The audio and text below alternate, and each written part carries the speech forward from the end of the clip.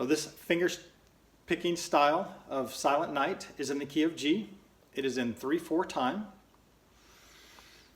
And we're going to be using the classical finger picking style with P or thumb on the 6th string, 5th string, and 4th string. I or index on the 3rd string, M middle on the 2nd string, and A ring finger on the 1st string. We're going to be using a combination of free stroke and rest stroke, mostly on the first 2 strings for the melody. For the first 4 measures, we have a G chord, which is going to look more like this because of the melody. When learning a song like this, it's good to practice the melody by itself. D, E, B, D, E, B, and I'm playing a rest stroke. B, E, B, B, D, sorry. If you notice with the rest stroke, I'm actually hitting, so when I play the 2nd string, my finger is hitting the 3rd string. And when I play the 1st string, the 2nd string is actually stopping the stroke. And I'm doing this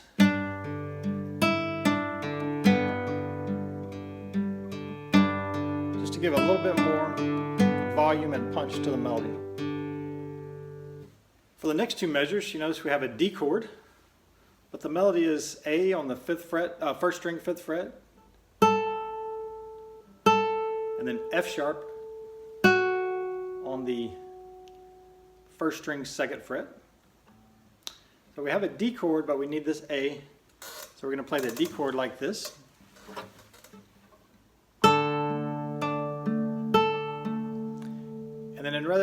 And then so that I can help connect the F sharp and the A, I'm going to play the D chord with a bar rather than doing this.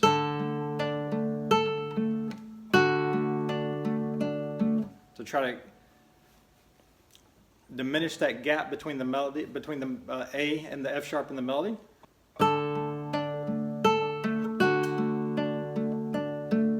And again, I'm using my ring finger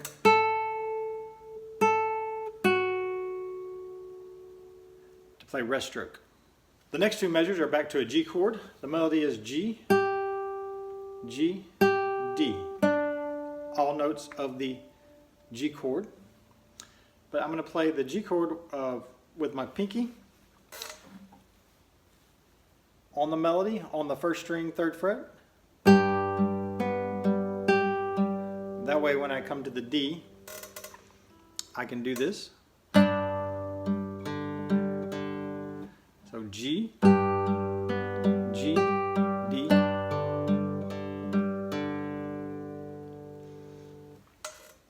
One more time, G, D.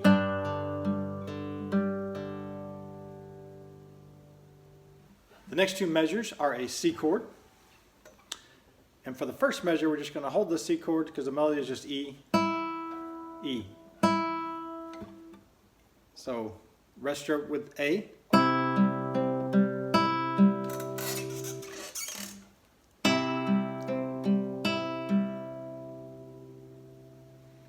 Now the next C measure will be a bit trickier.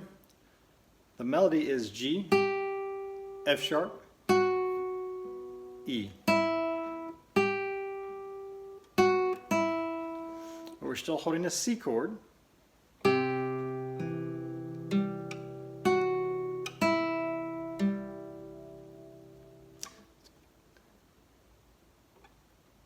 So play C and G, thumb and ring finger, 4th string, 3rd string, 1st string, put your 1st finger on the F sharp, open E, and then open third string. So we had a C chord. Now put your your pinky down on G. Let go of your first finger so it can be ready for the F sharp, E, G. And the next two measures are G, and they're the exact same as the first two measures. And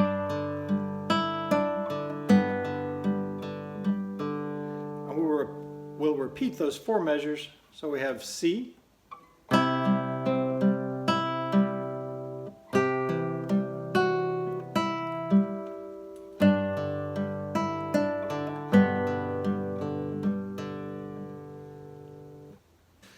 the next two measures are D on the 5th fret. But the melody is A, C on the 8th fret, A. We're going to play the D chord so that we can play both measures without having to move too much. We're going to play the D chord with 5, 7, 7 with your first finger, second finger, and third finger.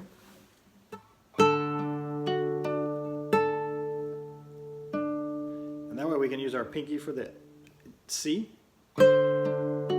A. So again.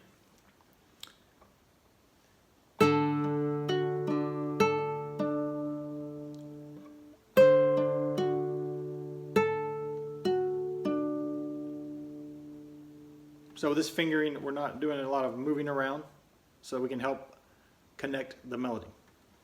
So then we go from this D chord that's really in an A form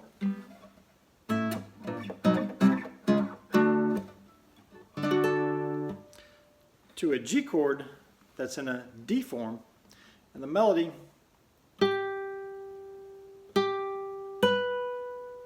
is going to be 2nd string 8th fret, G,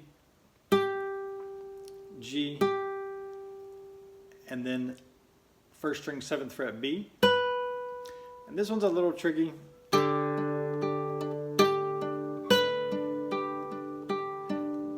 Because you end up playing the melody note in the accompaniment. The best way to practice that is just to hear it and just to practice the melody by itself a lot.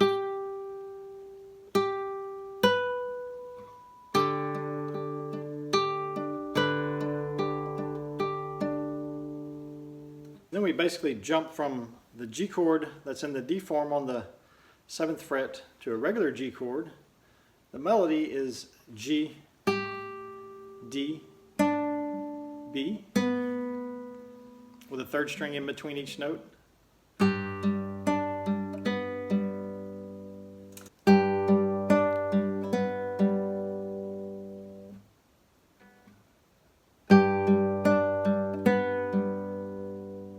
After the G chord, we have a D7 chord. It's a lot like the melody up here on the 7th fret with the G chord. The melody kind of can get lost in the accompaniment in this section. So we have D, C, A. G chord, a G chord, and a G in the accompaniment.